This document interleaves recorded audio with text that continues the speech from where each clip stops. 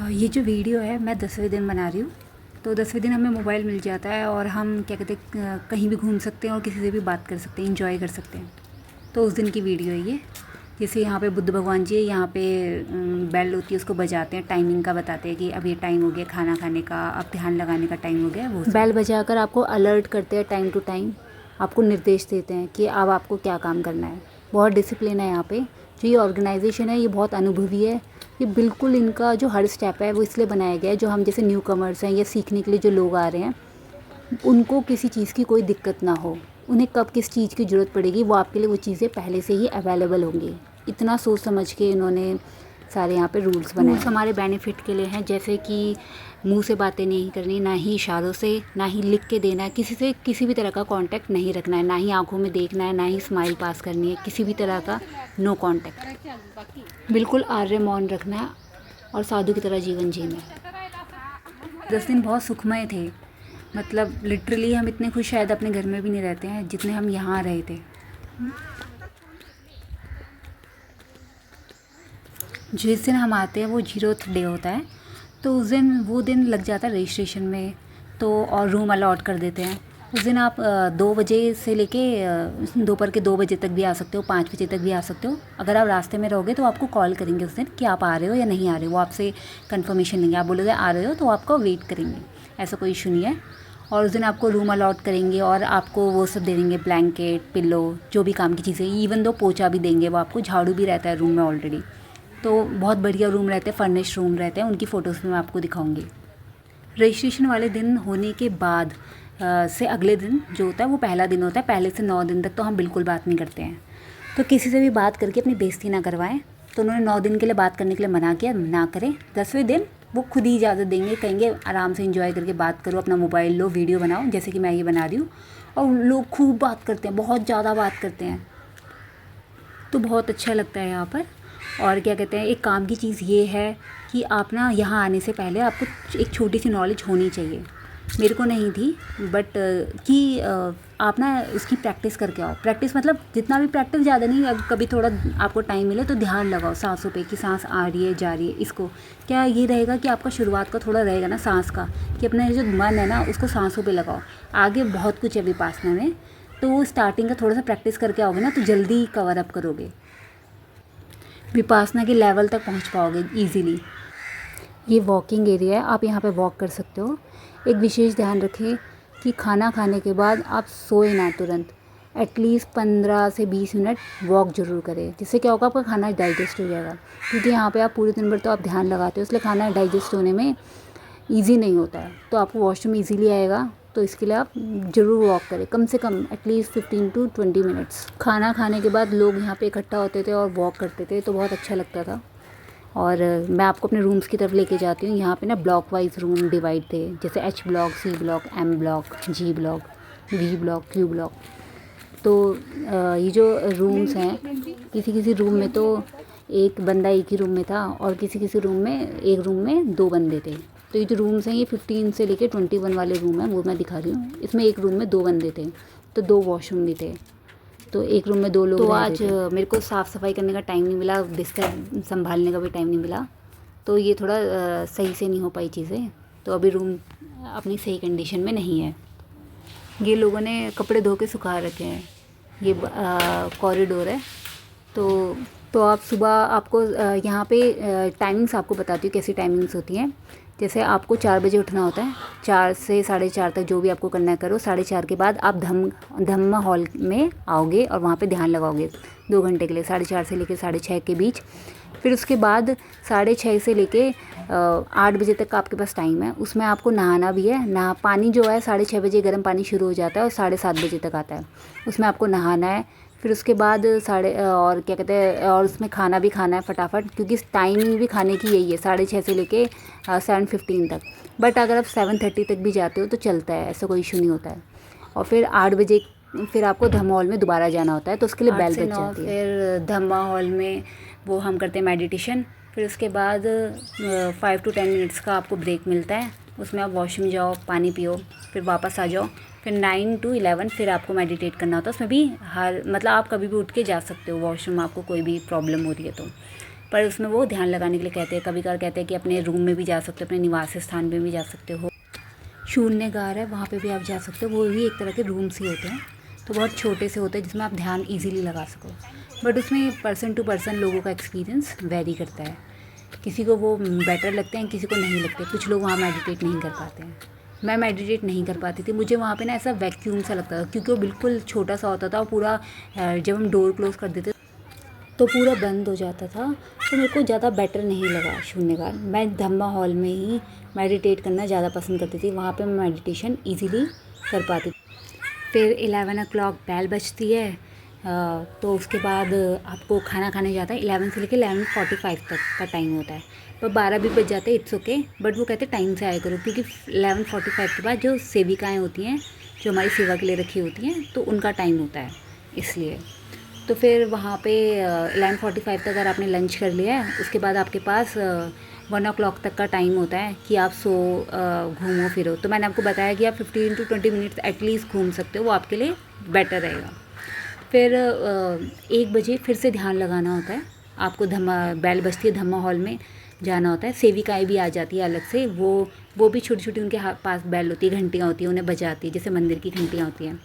तो वो बजा बजा के हमें बोलती हैं कि जाओ धम्मा हॉल में। फिर वहाँ जाते हैं हम, वहाँ ध्यान लगाते हैं 1 घंटा। फिर उसके बाद 2 बजे वो कहते 2 बज जाते हैं। फिर 5-10 मिनट का ब्रेक होता है उसमें। उसके बाद आप वो कहते हैं अपने वहीं पे कर लो, या अपने निवास स्थान वही 0 सेल में आपको कहीं पे भी जाना है। तो उसके बाद 5 बजे की बेल बज जाती है। फिर आपको उसके लिए फिर क्या कहते हैं नाश्ता काइंड ऑफ छोटा सा स्नैक्स लगा लो तो होता है, वो लेने के लिए जाना होता है। तो उसमें आपको नमकीन मिलती है और दूध मिलता है, केला मिलता है, तो आप वो लेने जा सकते हो। अभी देखो, ये जो मैं आपको दिखा रही हूँ 10वें दिन का, ये लंच टाइमिंग है। तो यहाँ पे हम चावल हैं देखो, और क्या कहते हैं छोले थे, छोले की सब्ज़ी, दाल, और दाल अलग से थी, और क्या कहते हैं वो था दही बड़े और रसगुल्ले, वो भी थे। तो मैं आपको अभी डेली का रूटीन बता रही थी। तो शाम को 5 से 5:30 तक स्नैक्स टाइम हो गया। उसके बाद होता है 5:30 से 6 बजे तक आप घूमो, कुछ भी करो। फिर 6 बजे के बाद आपको धम्मा हॉल में जाना होता है। 6 से 7 तक मेडिटेट करना होता है। उसके बाद ब्रेक होता है 5 से 10 मिनट का। उसके बाद गुरुजी के प्रवचन चलते हैं 8:30 बजे तक। फिर 8:30 से 9 तक वो फिर से मेडिटेट कराते हैं हाफ़ एन आवर के लिए। फिर 9 बजे के बाद वो बोलते हैं कि आपको कोई प्रॉब्लम है, कोई इशू है, कोई क्वेश्चन पूछना है, तो आप आचार्य लोगों से, तो आप उनसे क्वेश्चंस पूछ सकते हो। अगर आपको कोई क्वेश्चन नहीं है तो आप 9 बजे ही सीधा अपने निवास स्थान पर जाकर विश्राम कर सकते हो, सो सकते हो। फिर आपको फिर से सुबह का फिर वही रूटीन फॉलो करना होता है। 4 बजे उठकर 4:30 बजे तक धम्मा हॉल में पहुंचना होता है। और हमें उठाने के लिए सेविकाएँ भी आई होती हैं। कई लोग घड़ी भी रखते हैं, अलार्म घड़ी, तो उससे भी बेनिफिशियल होता है। ये जो एरिया है ये मैं आपको दिखा रही हूँ, ये पुरुष शिविर परिसर है। अब ये लड़कों का है, ये बिल्कुल एज़ इट इज़ वैसा ही है जैसे हमारा था। उनका भी उसी तरीके के सारे रूटीन्स फॉलो होते हैं टाइम टू टाइम, जैसे हमारे होते हैं। तो उस दिन जो 10वां दिन था ना, उस दिन बुक स्टॉल ये सब लगे हुए थे कि आप बुक्स परचेज़ कर सकते हो, आपको पढ़ने के लिए चाहिए। तो तीनों लैंग्वेजेस में थी, मराठी, हिंदी और इंग्लिश। तो आप किसी में भी ले सकते थे बुक्स, किसी भी भाषा में जो आपके लिए कंफर्टेबल हो। यहाँ पूरे 9 के 9 दिन हम किसी भी पुरुष को नहीं देख सकते हैं, ना ही मिल सकते हैं। मतलब बिल्कुल गर्ल्स के साथ ही रहते हैं। तो उसमें क्या है कि हमें अपने कपड़ों का ध्यान भी नहीं रहता कि हमने क्या लिपस्टिक लगाई है, कैसे कपड़े पहने हैं, हम कैसे लग रहे हैं। तो इन सब चीज़ों पे ध्यान नहीं जाता। तो ये जबकि मुझे ऐसा फ़ील हुआ ये बेटर है, तो अच्छी चीज़ थी। गुरुजी पहले ही दिन से ये एक बात ज़रूर समझाते हैं कि हमारे मन सभी के लिए करुणा भाव से भरे होने चाहिए, और किसी भी वस्तु के लिए हमारे मन में आसक्ति या द्वेष का भाव नहीं होना चाहिए। यहाँ आकर हम अपने दुखों को दूर करना और अपनी व्याकुलता को कम करना सीखते हैं। यहाँ पर एक लड़की साधिका बनकर आई थी, ऐसा साधिका आई थी। तो वो हमेशा ना अपने सर पर बालों से शिवलिंग बना के घूमती थी, तो और ब्यूटीफुल सी थी। तो मेरा ना हमेशा उसे देखकर मन करता था कि प्रणाम मुनिवर कहने का मन करता था। अगर आप यहाँ पर एक बार आ चुके हो ना, 10 दिन का आपने शिविर कर लिया है, तो आप उसके बाद एज अ ओल्ड स्टूडेंट भी आ सकते हो और एज अ साधिका भी आ सकते हो। सॉरी, सेविका।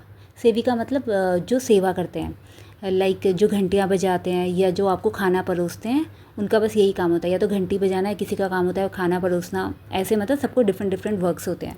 तो आप 10 दिन के लिए आ सकते हो, आप उसके लिए भी अप्लाई कर सकते हो ऑनलाइन। इसकी वेबसाइट है, सेविका बनकर भी आप मेडिटेट करोगे यहाँ पे। और आप इसकी अप्लाई करने के लिए इसकी वेबसाइट होती है dharmgiri.org, वहाँ जाकर आप अप्लाई कर सकते हो, न्यू स्टूडेंट, ओल्ड स्टूडेंट और एज अ सेविका या सर्वेंट यू कैन से। ये एस.एन. गोयनका जी का निवास है। और ना जिस दिन अप्लाई की डेट स्टार्ट होती है ना, उसी दिन, जैसे आज से स्टार्ट है ना, मान लो 21 नवंबर को स्टार्ट है डेट, तो आपको 21 नवंबर का जब रात से दिन शुरू होता है ना, 1 बजे, रात के 1 बजे ही अप्लाई कर दो पहले ही, तो वो इजी पड़ता है और आपके नंबर आने का चांस लगने के चांसेस रहते हैं। क्योंकि बहुत सारे लोग अप्लाई करते हैं और ये ज़्यादा से ज़्यादा लड़का लड़की चूज़ करके टोटल इनके पास कम से कम 500 लोग आ पाते हैं। तो इसके लिए यह है कि पहले ही दिन अप्लाई कर दो, तो बहुत श्योरिटी रहती है कि आपका नंबर लग ही जाएगा। और आप कितनी बार भी आ सकते हो, पहली बार तो आप न्यू स्टूडेंट बनकर आओगे, उसके बाद आप ओल्ड करके 3-4 बार आ सकते हो। मेरे साथ कितने सारे थे जो 4-4 बार आ चुके थे ऑलरेडी, और कई सारे थे जो कई बार सेविका बनकर आई थी। जब आप सेविका बनकर आते हो तो आपको ध्यान लगाने का भी पूरा मौका दिया जाता है, और जैसे उनकी क्लासेस होती है आपकी भी होती है साथ साथ। बट ये होता है कि आपको साथ में उन लोगों को भी रूम तक लेकर आना होता है, तो इसके लिए आपको बेल बजानी पड़ती है, उन तक पहुंचना होता है कि फटाफट आओ। तो सेविका बन के भी आप यहाँ पे ध्यान लगा सकते हो और लाभ पा सकते हो। यहाँ पे फॉरेनर्स बहुत सारे आ रखे थे, तो हर साल आते हैं, और कजाकिस्तान से, रशिया, यूके, अमेरिका, बहुत जगह से आ रखे थे। सिर्फ विपासना के लिए आए थे वो लोग। ऐसे भी फॉरेनर्स थे जो 2009-6 पता नहीं कब कब से आ रहे हैं, हर साल आते हैं। ये जो मैं आपको आगे की वीडियो दिखा रही हूँ ना, ये पगोड़ा की है।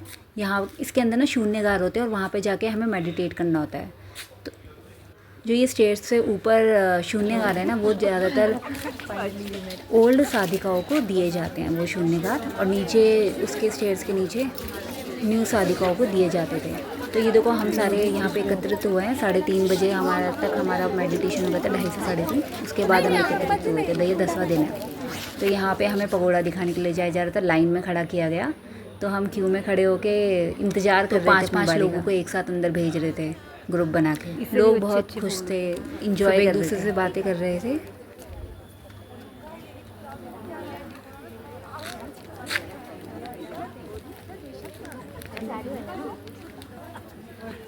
मैंने यहाँ पे लाइन से सबकी मतलब चलते हुए ऐसे सबकी वीडियो बना ली। मैंने सोचा कि जैसे फ़ोन में होती तो हमारी फ़ोटोज़ मतलब गुम हो जाती, कोई डेटा ऐसा कुछ खास रह नहीं पाता सेव इतना भी। तो यहाँ पे ये क्या है, यूट्यूब पे डाल देंगे तो वो एग्जिस्ट तो करेगा, हम एटलीस्ट देख तो सकते हैं। ये एक लड़की मुझे बहुत क्यूट लग रही थी, और ये सब है। और यहाँ पे हमें इंफॉर्मेशन मिलती है, किसी भी चीज़ का अलर्ट मिलता है, नोटिफिकेशन, कि आपको क्या करना है पूरे दिन भर, कैसे रहना है। तो वो सब यहाँ पे इंस्ट्रक्शंस दे दिए जाते थे, तो हम उसे रीड करते थे। रीड करना चाहो तो रीड कर सकते हो। लोग बातें भी कर रहे हैं तो बहुत शांति से कर रहे हैं, मतलब ऐसा शोर क्रिएट नहीं हो रहा। मेरा एक्सपीरियंस तो बहुत अच्छा रहा है। मैं आप सबसे यही बोलूँगी, ज़रूर एक बार तो एटलीस्ट जाओ, आपको पता चलेगा। बहुत सारी चीज़ें हैं, जो कई सारे क्वेश्चंस हैं आपके, वो आपको यहाँ पे मिलेंगे उनके आंसर्स। और आपके ना आप कुछ भी सीखते हो ना, कुछ भी क्वेरी रहती है ना, तो शाम को जो आचार्य जी का प्रवचन होता है ना, वो आपकी क्वेरीज़ के आंसर ना आपके पूछे बगैर ही बता